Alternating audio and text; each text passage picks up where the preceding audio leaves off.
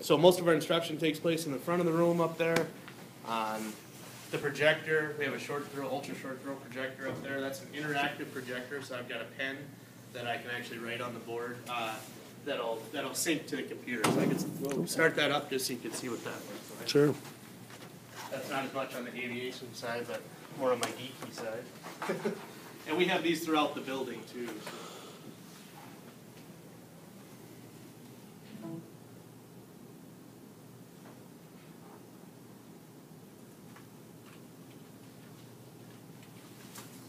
Do all of the computers have the foot pedals too? They do, yeah.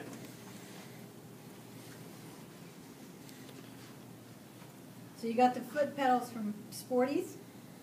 Correct. The yokes, rudder pedals, software, throttle quadrants all came from Sporties. And so this pen then is interactive. You can see I can highlight stuff. So we're going over weather information right now. I can take a highlighter on here, and I can highlight something if I want. I can circle it. I can do whatever I want here. I can use a pencil, you know, and actually write stuff on there. It's using a different color right now, but I can change. Here's my colors here. So I can change the color that I write with, make it red if I wanted to. So maybe there we go. I can go black, back, and write whatever I want with pencil on there. I could save that if I want. I could take a snapshot of this website and save that as a picture if I wanted to. I can, and I don't use this often, but I can, maybe not when I'm in this mode. There we go. Can use this feature where I can highlight just a section of something. So there's some neat features on there with that. But the neat part, the best part is it's interactive and you got the pen there. So then, and I can also bring up just more of a traditional whiteboard. There we go. And then I can write on there, but I can also write on it with a whiteboard marker. So most of the interactive boards that are out there now, you can't write on them with a regular whiteboard marker. So they're quite expensive. And then when you shut the projector off, the unit is worthless because you can't write on it. This thing, it's a regular whiteboard. You can put it on a wall. You can put it on any surface. This whole system works on any surface. And if you had a bigger whiteboard, you can actually move that projector out further and project a larger image. So you can get quite a large image on there. But students, you know, depending upon what unit we're working on and stuff, I can have them come up to the board. They can do that. If I wanted to, I could save their work. We could save things day to day, class to class. So that's kind of how that works. So what do you need to build this program? You know, I don't want to say I don't need anything, but honestly, I built this program.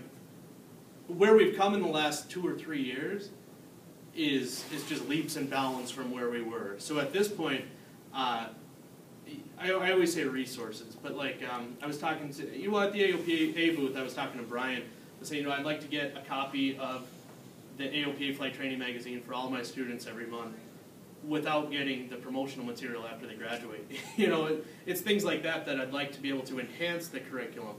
As far as regular classroom stuff, I have just about everything that I can think of right now. I'm not saying you don't even need mentors? Mentors would certainly be, I would certainly welcome mentors. I would certainly welcome that, yes. I don't want to say it's a need, but I would welcome it.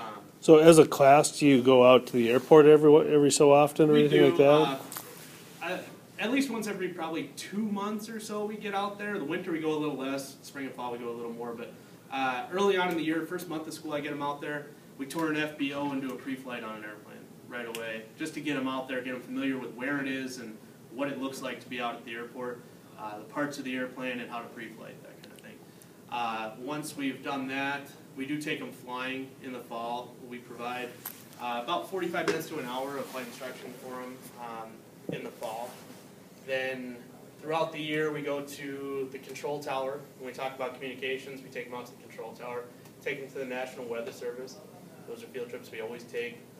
Probably every other year, we end up going to the National Guard and visit they have Blackhawks out there, so we visit that facility. Then we do our career day. We've done that in Fargo before too, but we do that career day. We do that every year here in Bismarck. We bring our sims out there for that. That's not as much of a field trip as an optional thing. But, and where's the career fair, at the local high school, or? No, it's at the airport.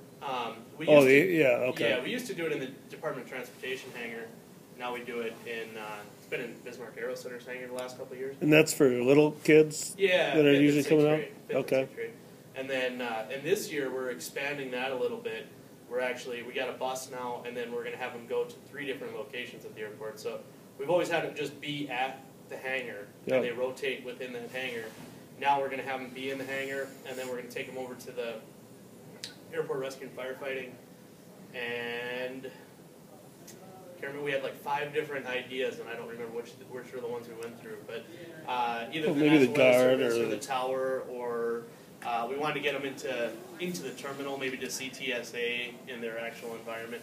So those were some of our ideas, and I forget which ones came to light. But What about careers for the students that are in this class? You talked a little bit about going on some field trips, but what Yeah. about like maintenance careers or? yeah, as far as getting them more involved in those sorts of things. Well, just so they're aware of all the different career opportunities within aviation, other than being a pilot. Exactly. It kind of yeah. focuses around pilot. Yeah, what we but- do is as we're talking about a unit, then I highlight the career opportunities in that area. So we're talking about communications. We talk about what it would take to be an air traffic controller, what that process is like, where you would go, some of the expectations of an air traffic controller, the skills of a good air traffic controller, and then we take the field trip out to the control tower where they can ask some better questions. Sure. And then we do go up to UND every year too. So I got on the board April 19th. We're headed up to UND. We do a trip up there, give them a tour of main campus, tour of aerospace, and then UND gives them a flight up there as well. And so that's really where it hits home, is when you bring them to that facility and say, this is where you can get trained to do this career. That's when they can see themselves there. That's when they can really, especially at a campus like UND where it's top notch and they start to see. I've had a number of students go into air traffic control. We talk about it, they maybe and then they get up there and see a 360-degree tower sim and the big radar lab and all the facilities that they have there, and they just say, yeah, I can go into air traffic control.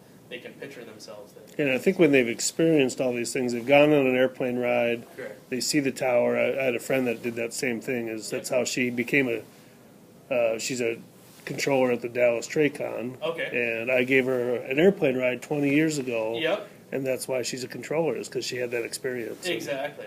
And so one of the things we're working on now, talking with Biggie about getting our students up to Thief River Falls to get them to see that school too. Because we talk about maintenance careers. We bring them out to the FBL where they can see it happening. But again, without a local training facility, it's tough for them to picture themselves in that facility. Yeah. But you bring them up there, they know this is how far away it is. That's not too bad. And the career path and what it looks like. Exactly. Here's my options. I don't just have to go work at an FBO. I can go to an airline, or I can go. They see all the different opportunities there, and so we'd like to get them to Thief River Falls and get them involved. Cool.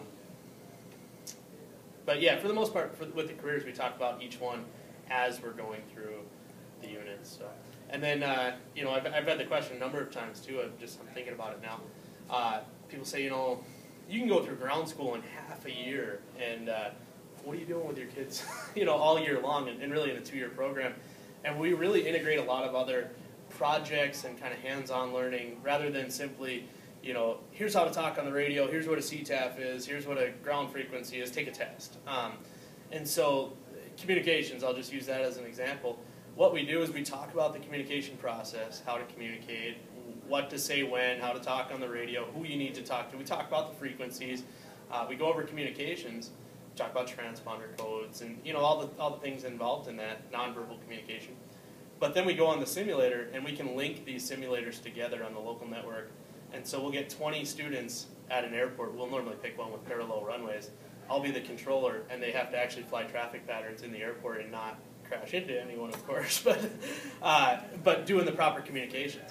And they know the first day is just chaos, but they know after a couple of days, okay, if I take off without clearance, he's going to dock me and he's going to call me on it, that kind of thing. And we go through it just like it was the real control tower environment, so they get that practice. And really for them, I think it's just fun.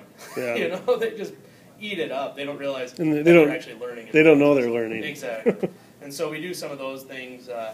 And throughout the year, we'll do some other projects just to try to make the learning a little more exciting, a little more fun, rather than, here's the information, spit it back on a piece of paper. They integrate it that way. That is the best way. The Exactly. retention rate would be higher. Yeah, yeah, and so I think every unit we have something that we do extra. And we're talking about, now we're doing weather, and so we talk about how to decode METARs and TAFs, You and can't do that. so we go through that. Well, then I send them out and they actually go and decode METARs and TAFs, and actually when we do weather theory, they're actually forecasting the weather and stuff. And then what I have them do in some of our units is, I'm kind of geeky, I guess. I get into technology a lot, and so we've got a couple of iPads here, just like you've got, and so I'll have them use the iPads or use their even cell phones or other devices, iPods and stuff, and say, okay, go create a video to teach someone how to do this, or go do this. So, hey, how's it going? Come in here. Yeah. And so that's some of the things that we do throughout the years. Cool. Yeah. Awesome. Any Yeah. other questions? So worth the 1,000 words to come here. You know? Good. I'm glad that you made it up here. I'm really glad that you got to make it. Compared to this,